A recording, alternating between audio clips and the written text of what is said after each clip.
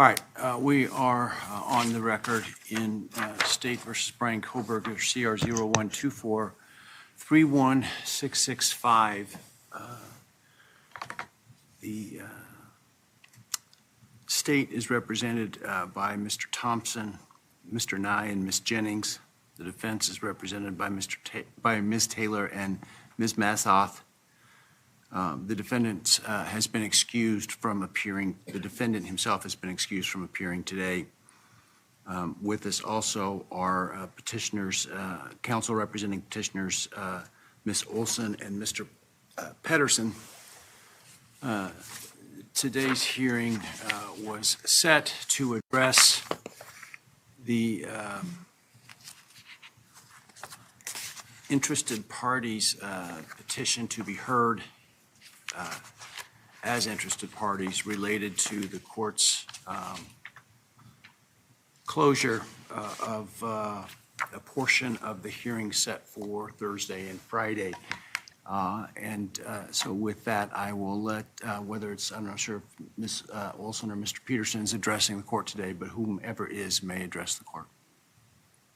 Thank you, Your Honor. It will be Ms. Olson on behalf of the interested parties who are various media organizations and professional journalist organizations with a history of covering the proceedings in this case. And the interested parties thank the court for this opportunity to address this issue regarding press and public access to the hearings that are scheduled to start tomorrow at 9 a.m. Your Honor, as the court knows, the United States Supreme Court has long acknowledged that the First Amendment protects the rights of the public and the press to attend criminal proceedings. And while few cases in Idaho have dealt directly with public access to pretrial proceedings, and in particular suppression hearings, at the federal level, both the United States Supreme Court in Waller versus Georgia and the Ninth Circuit in Associated Press versus U.S. District Court for the Central District of California and in United States versus Brooklier have addressed the issue. Waller did so in the Sixth Amendment context. Brooklier found that the First Amendment right of access extends to suppression hearings, and in Associated Press, the Ninth Circuit extended the logic in Brooklier to pretrial filings, writing in the very first part of its opinion, there is no reason to distinguish between pretrial proceedings and the documents filed in regard to them. Notably, both Associated Press and Brooklier involved high publicity, highly public defendants and charges. Associated Press involved federal narcotics charges against, among others, John DeLorean, and the Brooklier case involved a RICO prosecution against members of the criminal enterprise La Cosa Nostra. Waller, in particular, in its decision, sets out the benefits that the U.S. Supreme Court has seen in its various decisions that arise from public proceedings in criminal cases. It notes that in Gannett, a case in which the United States Supreme Court looked at but did not decide the issue of press access to suppression hearings, that the requirement of a public trial is for the benefit of the accused, that the public may see he is fairly dealt with and not unjustly condemned, and that the presence of interested spectators may keep his triers keenly alive to a sense of their responsibility and the importance of their functions. And in turn quoted other cases.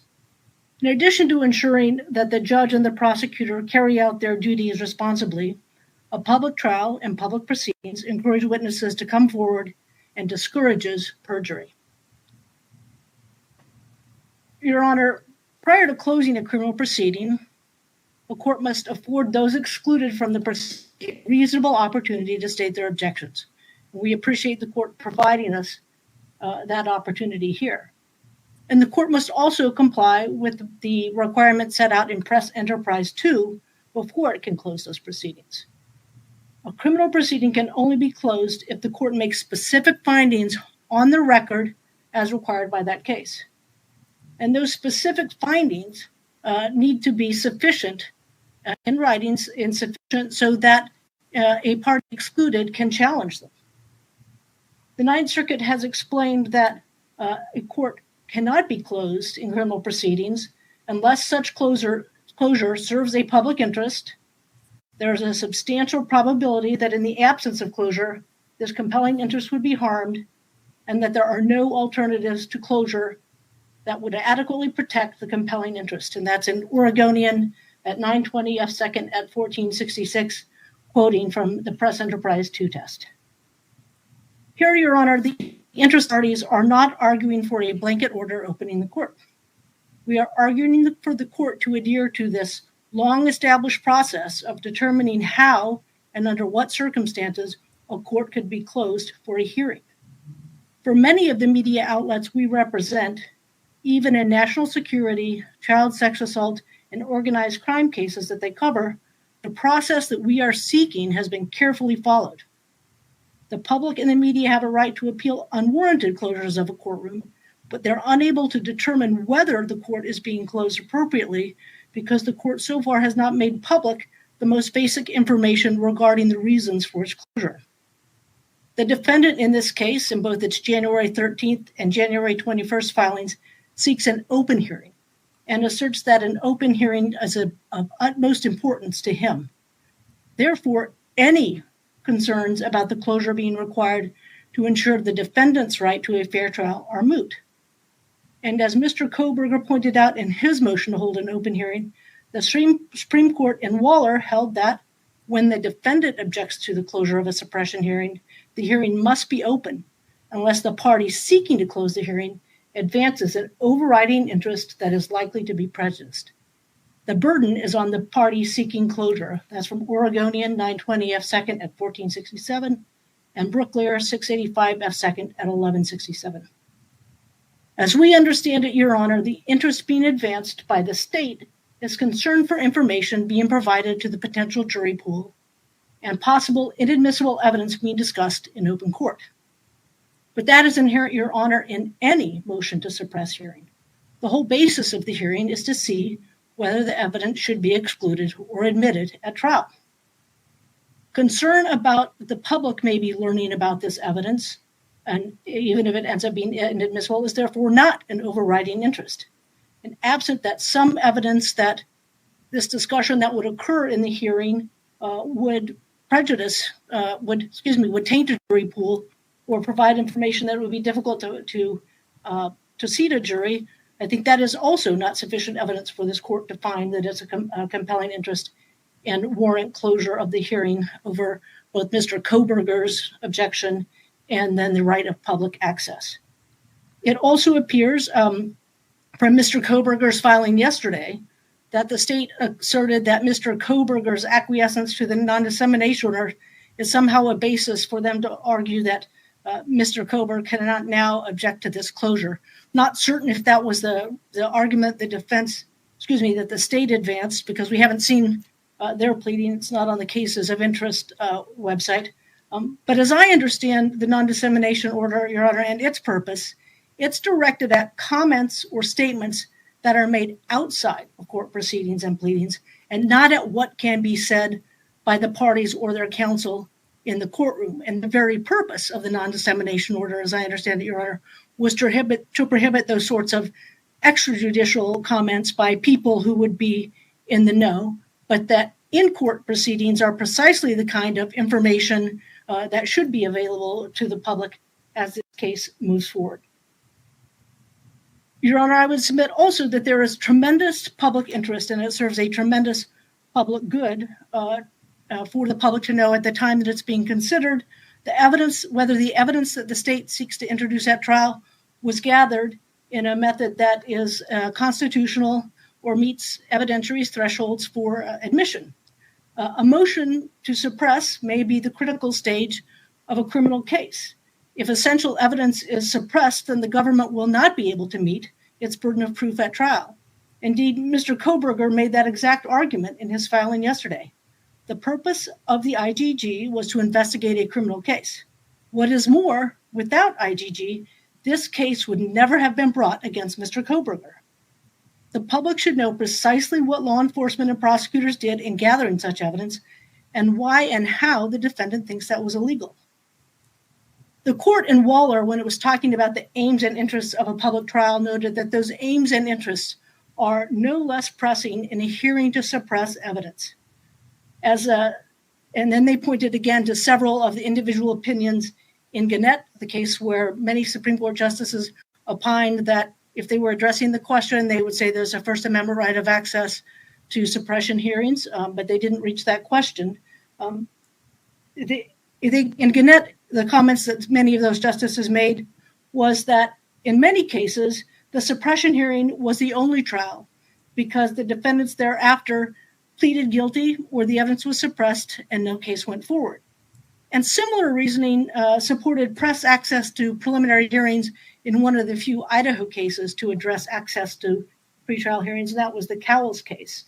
In Cowles, the Idaho Supreme Court noted that the process in conducting preliminary hearings in Idaho is likewise sufficiently like a trial to generally justify public access.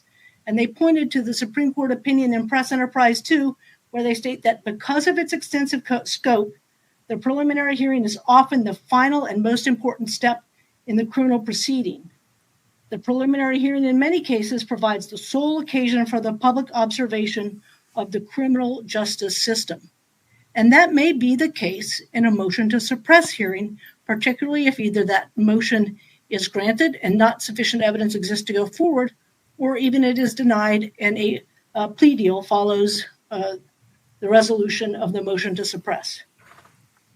In a Franks hearing, Your Honor, the court is addressing the very critical issue of whether a law enforcement officer made deliberate or reckless false statements in an affidavit submitted to the court. And prior to holding such a hearing, a court is to determine that whether the defendant has made a sufficient threshold showing that an actual hearing is necessary. An actual Franks hearing, in my experience, Your Honor, is unusual. On issues as critical as these, whether evidence was gathered properly and whether law enforcement made deliberate or reckless false statements to a court in gathering evidence, there is significant public interest, and public access plays a significant positive role in the functioning of the particular process as the court outlined in the earlier cases I've identified. It's particularly true here, I think, Your Honor, with the Franks hearing, where there is that question regarding the truthfulness of the officer involved. In any criminal case, I would submit that it's of extreme public interest to know whether a law enforcement officer, swearing that they have told the truth in a filing with a judge that will be used to gather evidence that can significantly impact the life and liberty of an accused, whether that law enforcement officer did in fact tell the truth or whether the officer made deliberate or reckless false statements. I think it would be different, Your Honor, if it were a private citizen who made a misstatement of facts and there was a hearing about perhaps that person. The calculus might be a little bit different, but this is a person, a law enforcement officer who is cloaked with authority and has the ability to seek process, to get evidence, and ultimately lead to charges against an individual. Your Honor, the last thing that the court has to look at with respect to whether or not to close a hearing is whether there are alternatives to closure. And Your Honor, it is a little difficult in this situation for the interested parties to specify what that alternative to closure might be. But sort of looking at the documents that have been filed in this case and understanding that one of the initial concerns with the IGG evidence is the identity of perhaps family members of Mr. Kohberger, I would submit that there are two alternatives at least that might address that. One is that it's possible, of course, to show exhibits on a monitor in a hearing in court in a way that they're not displayed to people who might be watching online or in the courtroom, similar to what is done when there is a piece of evidence or an exhibit that is offered, but it's not yet admitted. I would also submit, Your Honor, that perhaps redactions or some sort of general identifier, person one or person two, in the place of a particular name would be sufficient if indeed the concern is revealing the names of relatives of Mr. Kohberger. That's very similar to a process that is done in healthcare fraud cases when we're dealing with individual patients whose records may be at issue in a case, and not a medical malpractice case, but a healthcare fraud case where we're looking at the billings, and those individuals are often identified, for example, by a random number or by a Medicaid identifier number, and not by their name. So their names are never revealed in the course of the proceedings. And so, Your Honor, we would submit that alternatives to closure such as that would be available to the court if the concern is identifying those particular names of people who are extended relatives of Mr. Kohberger. Finally, Your Honor, openness and transparency are more important than ever in maintaining and restoring public confidence in our government institutions, in our courts, in law enforcement, in prosecutors' offices, and in institutions of the media. Open hearings, like an open suppression hearing, are necessary to let the public see how this critical part of our criminal justice process works. Thank you, Your Honor. Thank you. Does either the state or the defense wish to add anything based on Ms. Olson's argument that was not previously presented? I would like to make a record on behalf of the defense. Beyond what you did yesterday? It would be consistent with what I did yesterday. Okay, but I heard what you did yesterday. So do you have anything new to add? I don't have new information to add, Judge, other than having the ability to talk with the team about what your suggestion was and our concerns about arguing in open court. Would you like me to just address that? I'm not sure what you're referring to, so I apologize. So we had discussed that the evidentiary hearing portion of it for the IGG would be closed. Correct. But that we would argue the legal arguments in open court if we did not talk about the evidence that was brought out in the closed hearing. And after thinking about it overnight and talking about it today, we do not think that we can parse the argument that way. So it's still our position that all of this should be held publicly, openly in court. And that's our same position with the Franks.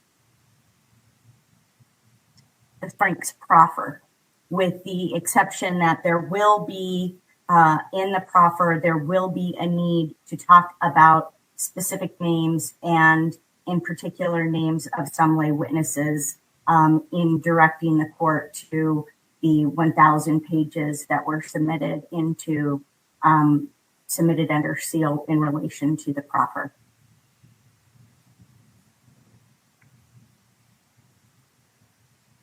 All right. Well, with respect to the names, I'm sorry. With respect to the concern with respect to using names, submit a list of names with initials tomorrow, and you can use the initials. Okay, we can do that. Anything from the state, Mr. Thompson?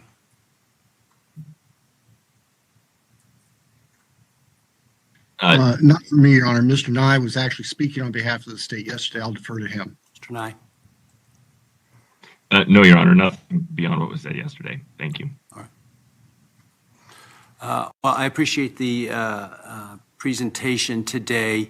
I will note this case is a little bit of an unusual posture in that there was previously a non-dissemination order issued in this case in which it was clear the tract of the court and at the time the parties was to avoid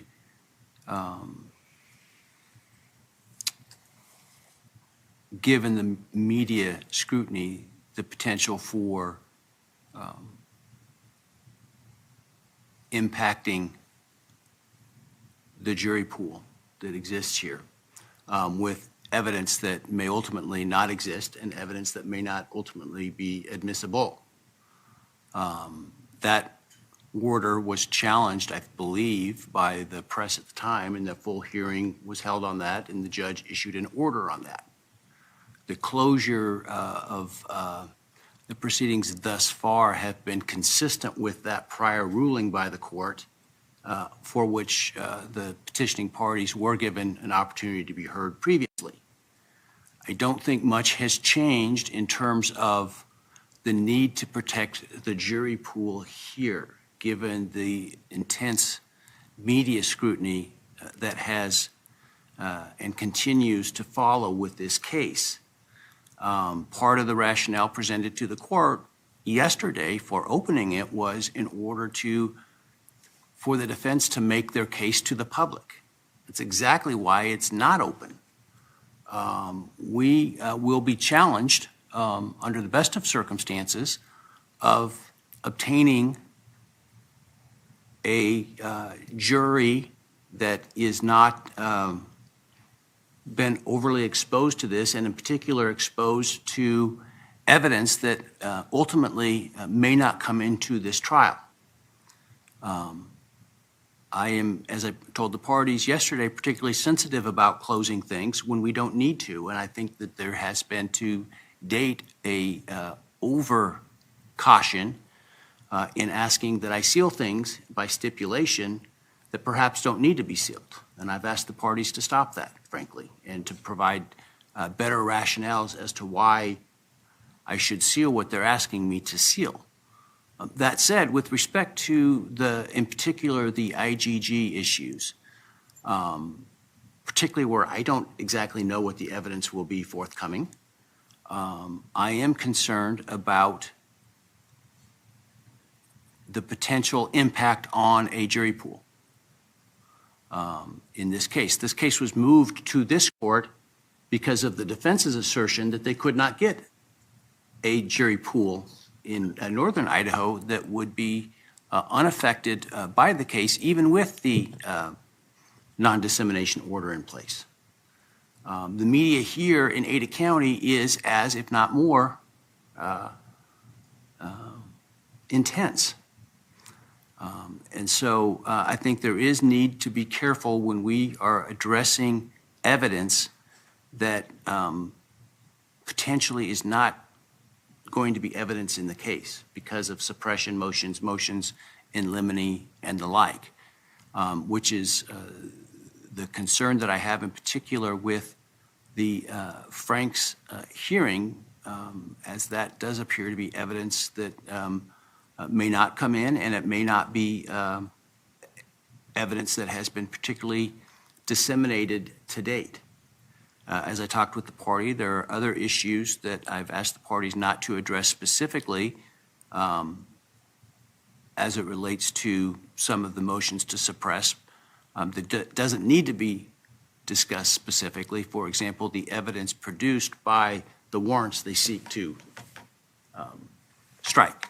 And is that for that reason, my intent has been and continues to be that we will have as much of this hearing open by way of streaming possible. I have not and will not open the courtroom itself to parties in the courtroom because of the need to close it if I find or the parties suggest to me, and I agree there's a need to discuss something at that moment outside the public's reach. Which is easy to do by simply going offline for a minute. And that's what I intend to do. Tomorrow, in particular, the evidence with respect to the IGG, I think at this point it's appropriate to, and I will issue an order shortly, to keep that out of the public domain for the time being. Now, that may change down the line. My order certainly on the issue will ultimately give some information so that people can follow what happened from a legal perspective. But some of the factual details, until I know what those are, and I've seen that, I can't make that determination better. And so I think that this is the best way to proceed because I can't unring a bell once it is rung with respect to potential evidence that in particular may not be evidence in this case. And so my intent would be to proceed with the evidence portion of the Frank's hearing as it relates to IGG in a closed environment. I think we can decide at that time before we go online whether we can have the IGG portion of the Frank's proffer publicly. The intent is, I think we understood from discussion yesterday that the rest of the evidence and the arguments, both on Frank's and suppression as it relates to everything else, we should be able to do public. If there's an issue that is specific, like Ms. Massoth brought up, about the need to mention a name that we need to protect from unwarranted harassment, which has been a concern in this case, we can certainly refer to them by initial, particularly if you give me a roster with initials or other identifiers you'll be using, then I can follow along. And I think that's the better way to proceed so that we can do as much of this in open light as possible. So I appreciate the petition. I don't think it has changed. I appreciate the defense has shifted its position to a degree here. I'm concerned that the purpose of the shift is to try the case publicly as was offered to me. That doesn't give me comfort, to be frank.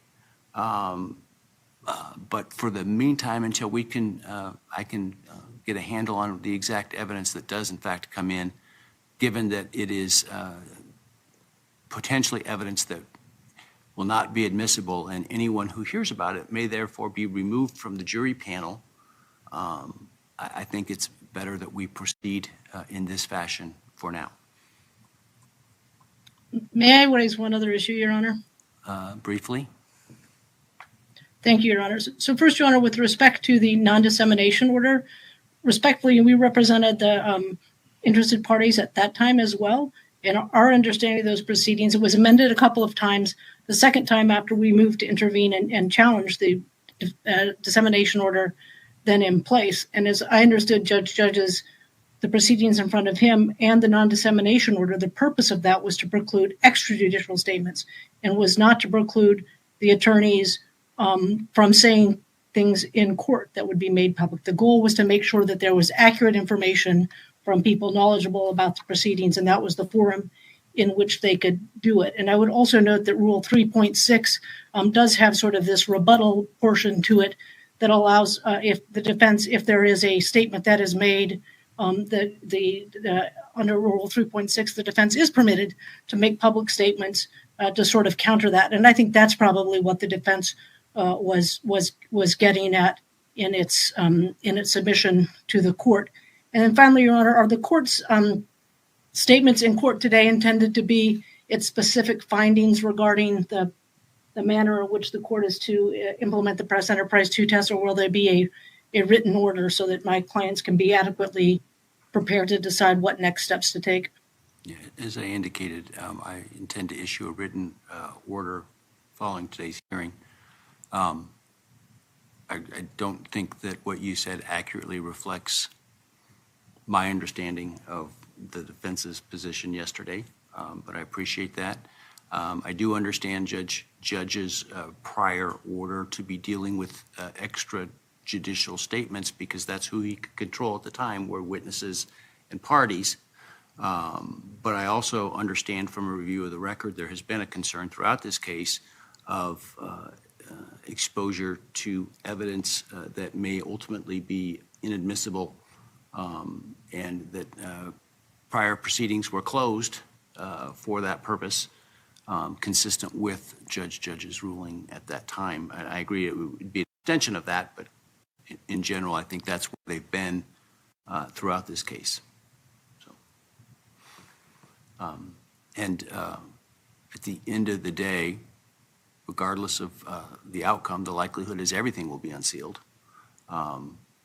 And before then, as soon as it can be done in a way that protects the case and the jury pool, which is the parties' rights, both parties' rights to a fair trial is paramount, as is the public's right to know.